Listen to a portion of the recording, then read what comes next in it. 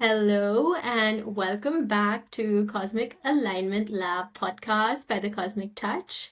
This is your space to really learn from super cool leaders who are making big impact in different areas of life.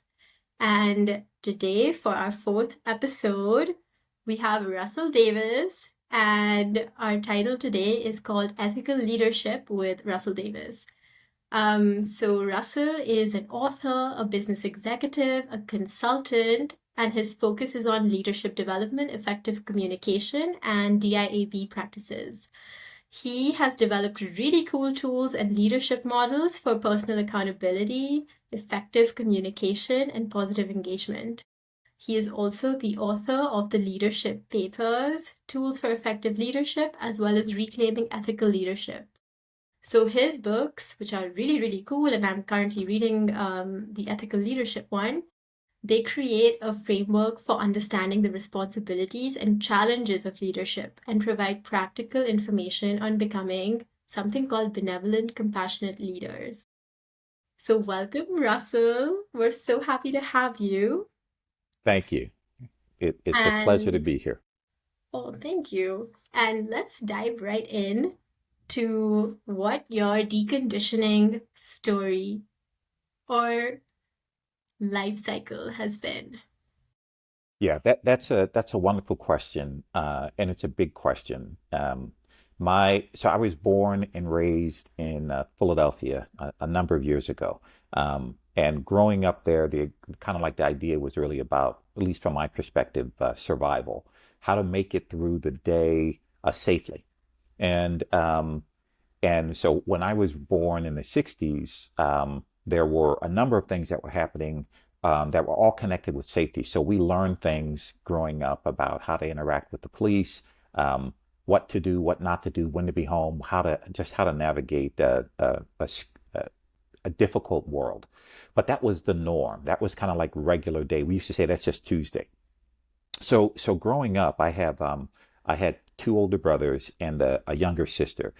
We all figured out ways to like navigate our world successfully. And one of the things that I did was I would throw a really wide net to try to meet as many people as possible. Then I'd figure out of those people who might be the safety connections and safety points.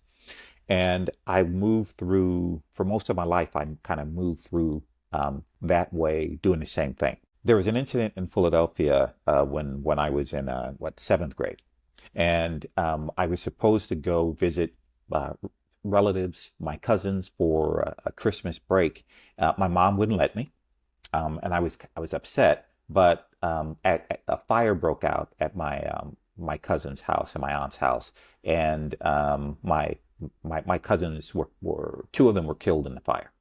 And I remember my mom waking me up at 5:45 in the morning and telling me what happened. And she said, "Hey, you can cry if you want to. You can let that out." And I remember my first thought was, "It's 5:45. I have about 15 more minutes that I would typically sleep before I got up." And then she sat with me, and then I went to school. We walked to school, and it didn't really hit me until I was in class and they were talking about this fire that happened in West Oak Lane. And I said, "Oh, those are my cousins." And it was at that point that I realized that all of the conditioning and the structure around protection and safety had deadened probably some of my emotions. And it was at that point I said, "Hey, I need to leave Philadelphia because what is normal and regular isn't okay." And so that was really a start of me saying, I need to get out of this place because I'm not feeling certain things. My emotions were, I think, in many respects, stifled. But that was also kind of connected to growing up in a very religious community. I was raised Baptist, and then my dad was a minister, and then he became a judge. And so there was all this structure around how one is supposed to behave, how one is supposed to act. And it's always this outward demonstration of what we used to think about as control. I want to make sure that folks see me as somebody who is in control of themselves. That was also for safety, right? Because you don't act out.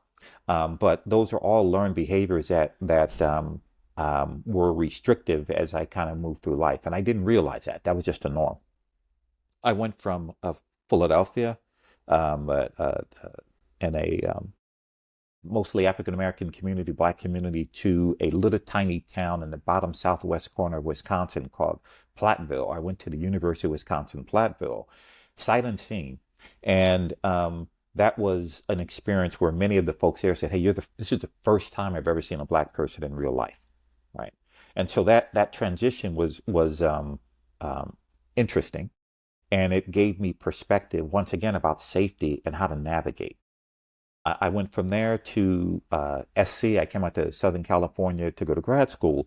And that experience was wild because many of the people that I met, and I have some dear friends there, many of the people that I met focused on who you were, what your parents did, and how much money you had. So it was all about status. And they would ask that question directly. And that was something which was also um, different, new, and very difficult because I didn't fit into that structure of wealth and thinking about wealth as a tool to make connections. So I was walking across campus one day. I was really not feeling well mentally, and there was a Peace Corps recruitment center on campus. And I stopped and I talked with them. It sounded fantastic. And so I actually joined the Peace Corps in my second year grad school, and I became a Peace Corps volunteer in Honduras. And I had a very specific and exclusive role. I was what was called a Women in Development volunteer. So I only worked with women's groups in communities. And the thought process was, hey, if you teach a woman in a community, they teach the whole village and they teach their families, they teach everyone. And so I had this idea about what my role would be in working with small businesses. And all of the women's businesses that I worked with were pig farmers. And I had no background or experience in that. And so my ego was impacted. My understanding was impacted. I didn't speak Spanish, so I had to relearn so much. And while I was there, I learned Spanish. And one of the ways I did it, I would just talk to children. And I would say like, ¿cómo se dice eso? Like, ¿cómo se dice pen? And they would say pluma, and they would laugh. And, and so I learned um, that my construct that I had been raised on about intelligence and access and power and influence and control and responsibility, all of those things were just constructs. And so I had to relearn um, what was uh, what was okay for me, what what success meant, what behaviors would be appropriate. And then it allowed me to be in this country with no electricity and very little water in communities that were thriving in their own way to detox from all of this baggage that I had lived in and built my foundation on that really was shaky. When I came back to the States in what was it, 91 or 92, one of the first things I saw was the Rodney King beating.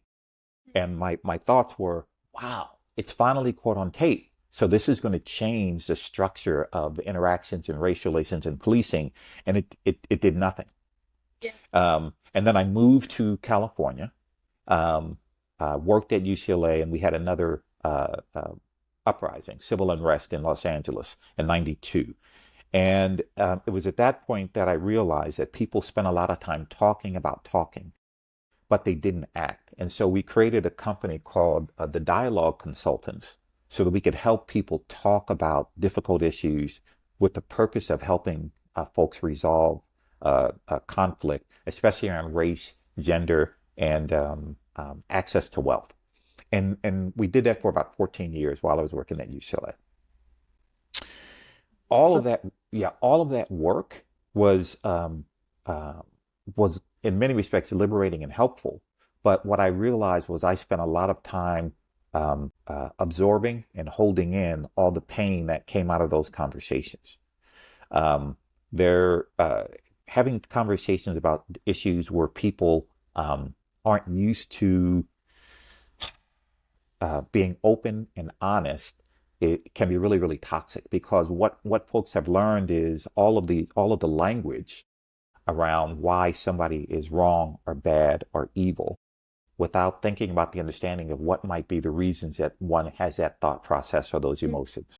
And so we created these ideas of how do you listen through difficulty? How do you listen through painful conversations? And we created these models for facilitation where you bracket, we would talk about bracketing the initial emotion that you had from that conversation when, for anything. Well, you know how you people are. I'm like, what do you mean you people? Yeah. But that gets in the way of trying to listen for understanding. And so we practice these techniques. But what I realized was I was absorbing and I didn't have the best tools to release. Mm. And Yeah. over time, yeah, and over time, that toxicity built up in me. And when I was doing things in work, I was always trying to um, be the best that I could be. And that what that meant was I would give the organization my all without consideration for what the impact was. And at one point in my work career, I realized I was so overwhelmed. Um, I was so overwhelmed with trying to meet the image that the employers and the community expected of me that I think what we would call now, I probably had a nervous breakdown. And the piece that happened for me was it was a loss of confidence, a loss of I had physical pain in my chest and my stomach, and so there were things that were happening that I was manifesting all of this emotions that I was holding inside because the issue, you want to make sure that you maintain control and others see you as competent and accessible Right. at all cost. And that was kind of really the beginning of this transition where I actually had surgery. I ended up having I blew up my knee, and that forced me to not work or do anything. And I sat with the healing process, physical healing, and that also allowed this period of detox that I experienced when I was in the Peace Corps. And I was thinking, why does it take something significant and painful Yeah. to make this Take a break. change?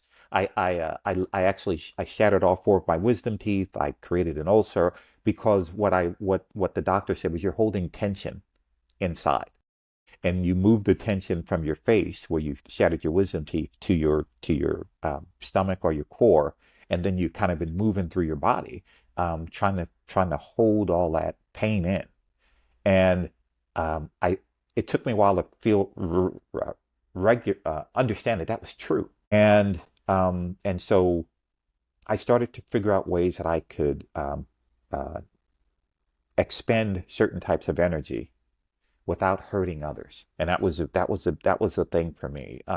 I believe it, and I'll give you kind of my belief structure in a minute, but I met some folks who were engaged in kind of non-Western philosophy and the beauty of Reiki and of understanding journeys and understanding self. And I started spending time with these folks, and I went through a process of release, and that That's release, beautiful. it was as if a curtain opened, and I walked through and the curtain closed, and that was my chosen new reality. Oof. And I felt I am better, I felt better, I think better, I feel better. And I recognize in that transition period that it is possible to live in kind of let's call it a state of joy, which is different from a state of euphoria, but a Mm. state of joy where I can move through the world with issues that happen much, much better than I did before. I have tools now to Yeah. regulate myself and disperse some of that energy that I used to hold inside. So Mm-hmm. that's All absorbing, and now you're able to let it go and mhm. feel free within your body, right? And make those changes which you want to make in the world without becoming the problems of the world. Without becoming a problem, without absorbing and taking all that in, and then living in guilt because my state of being isn't what someone else says I should be. Here's what men are. This men are X. Here's what black men are. Black men are Y. You know, whatever it might be. Here's what leaders are. Here's what you need to look like and be and act like. And so I've pushed all that away because it doesn't serve who I am. And I think it blocks other people from being their best selves. And so that's the transition that happened that's caused me to start writing and thinking about kind of leadership and action and behaviors in some very different ways. Wow, that is such a beautiful journey. And I really love that you mentioned that these are all constructs and structures that we've been brought into, right? Like, there is really no right or wrong or any sense of any kind of like physical structure around the things that we are brought up with, including what you mentioned, like structures of wealth, structures of our color, any of this. These are all human constructs. Right. And unfortunately, we have bought so much into this that these structures are now running our lives day to day, and we find ourselves like feeling scared, feeling stuck in that lower chakra energy, which is of fear, of insecurity, of feeling like, I need to go, like fight or flight response, or, Right. cortisol, all of that building up. And unfortunately, that is what causes a lot of like health challenges. Unknowingly, like even like grinding our teeth, for example, or something so simple, it can lead to these deeper challenges because it builds up and builds up and builds up, and we don't release, like you said, right? Like that's what kind of built up.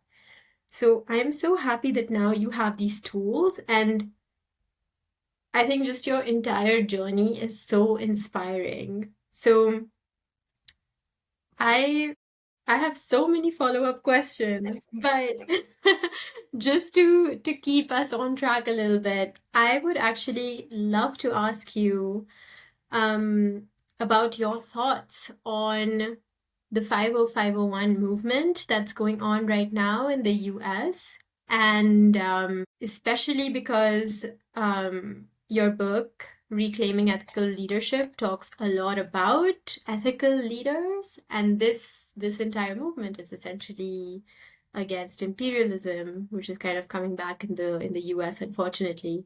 So what are your thoughts, and what are some actions we as global citizens can take in order to help or support this? That's a great question. And the fact that the 50501 movement exists is one of the first steps in human beings recognizing that even in times of despair and manifested pain, that our physical actions can have an impact.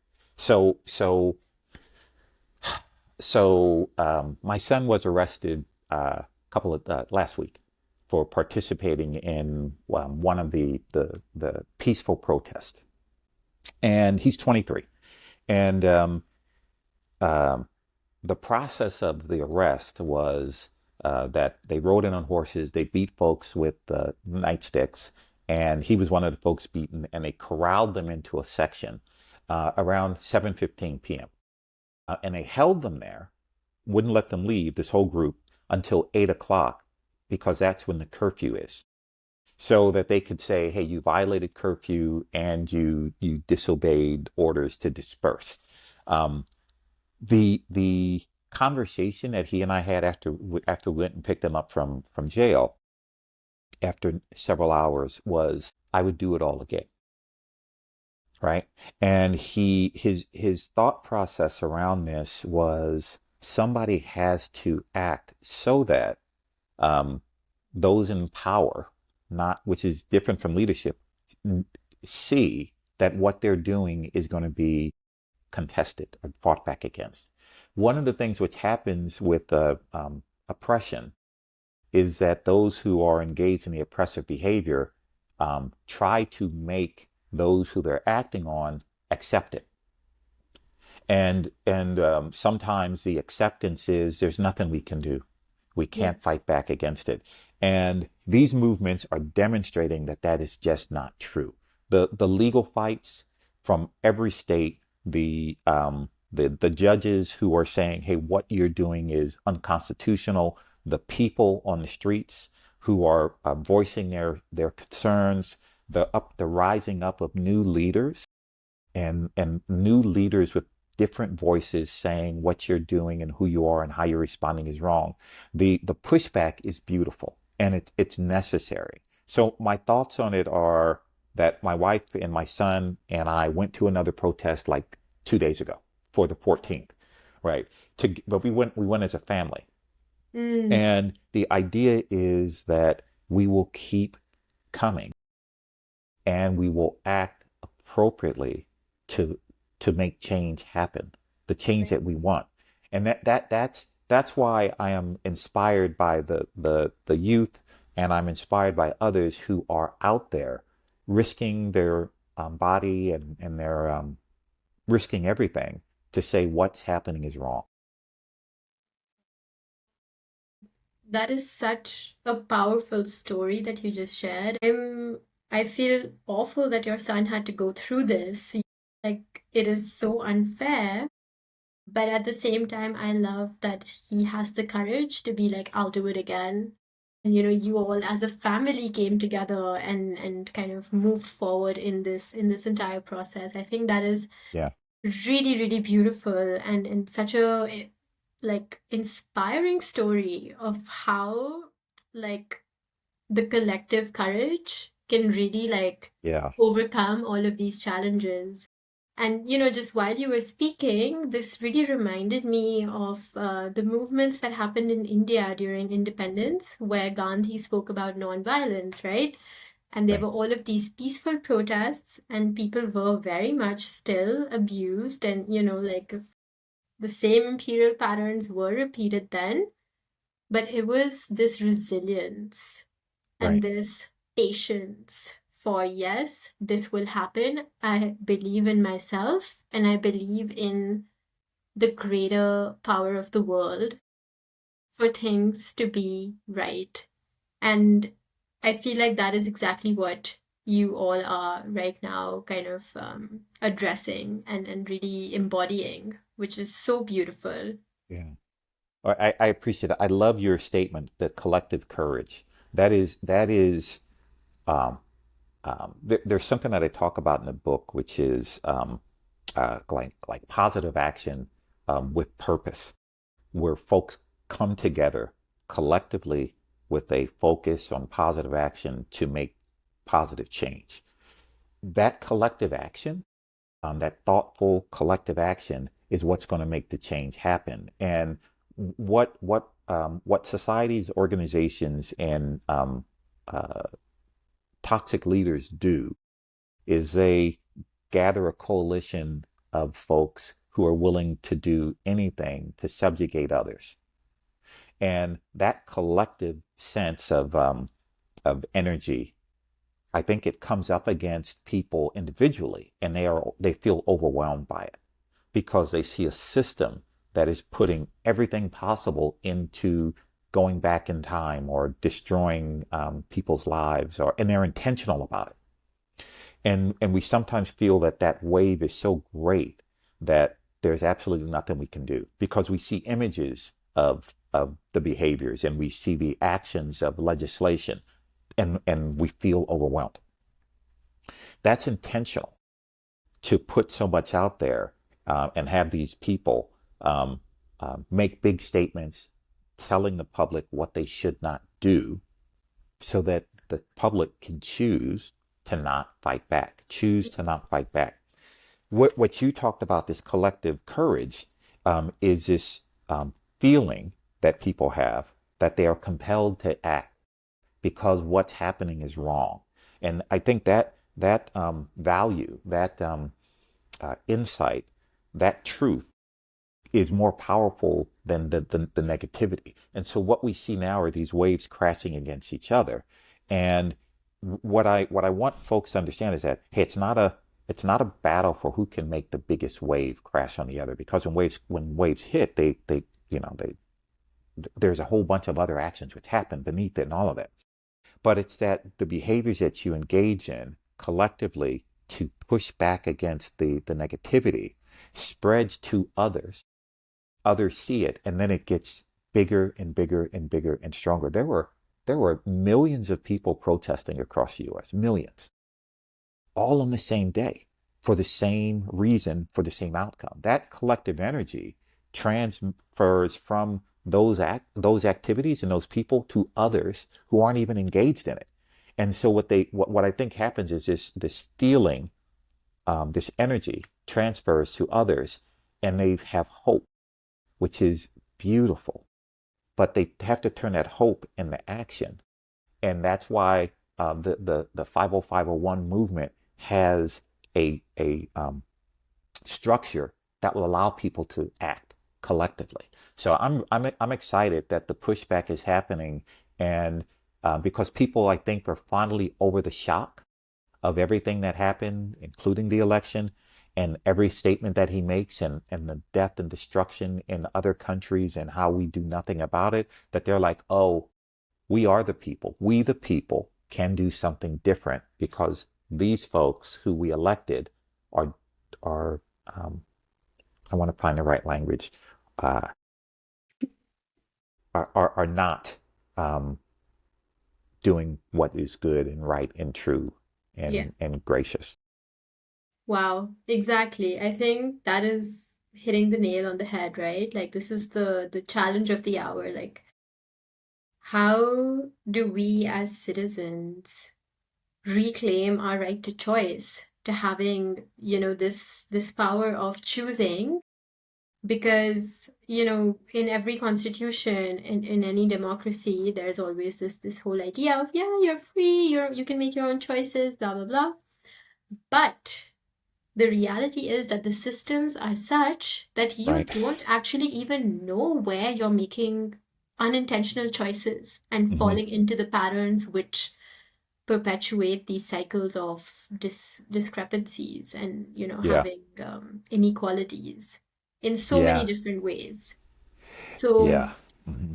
I Yeah. think as we as citizens, as global citizens, not even just any country, but just globally, as we become more educated about these aspects of life, about the collective movements which are going on right now, um, I think it's kind of like raising the whole frequency of the earth, That is to change, to allow this change and make room for this change to happen, where everyone truly has choice, not just the illusion of choice, and also like a space where they can feel safe right. and Yes. deserving of all the things that are Yeah. true for them, for us as souls.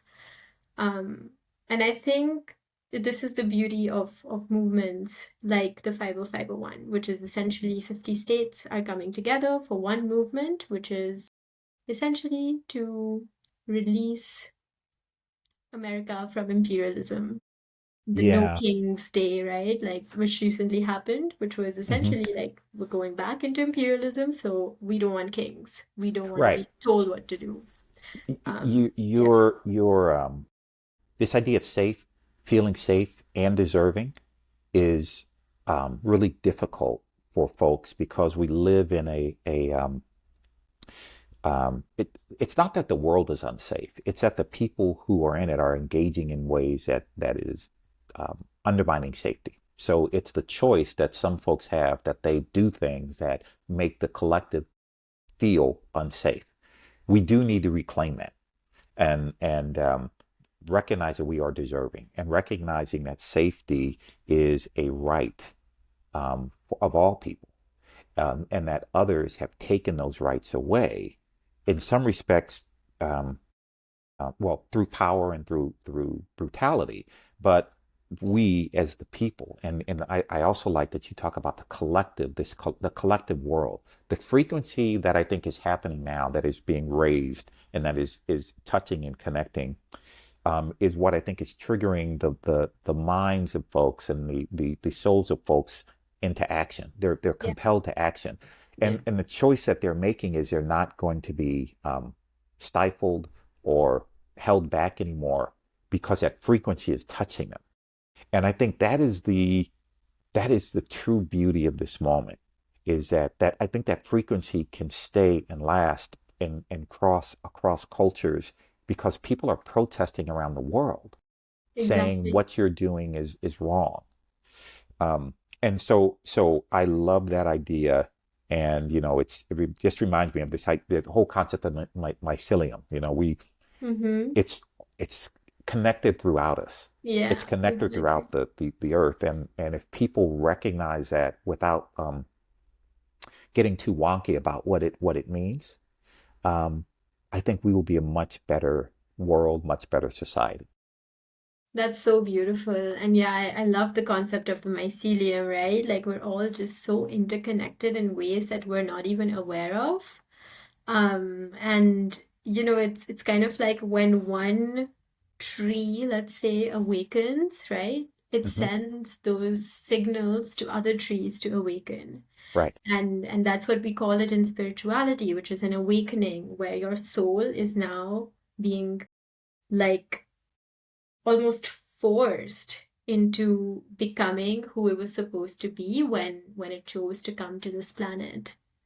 And it's like this rising of everyone, into this role that we need to play in order to Yeah. make this planet what we want it to be. So The yeah.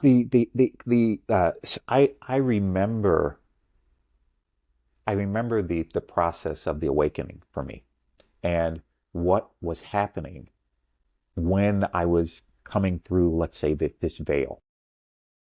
There was, and I think you and I may have talked about this before. There's an idea of folks needing to have you need to be intentional. You need to have a purpose for why you're going to engage in a process of growth and change. Um, and I call it, you need the intentionality is there, and you say, hey, here's what I would like to achieve. Now, how you do that, there may be lots and lots of different ways. But I remember the uh, the it wasn't a big struggle as I moved through um, the veil so that I could accept the choice and what I had asked for in terms of safety and freedom and peace and growth and connection. The connection piece was the one that I didn't realize how important it was. And it's different from friendship. The connection piece with others is recognizing how we are connected and that the energy that others have, they can share with us and we can reciprocate that, right?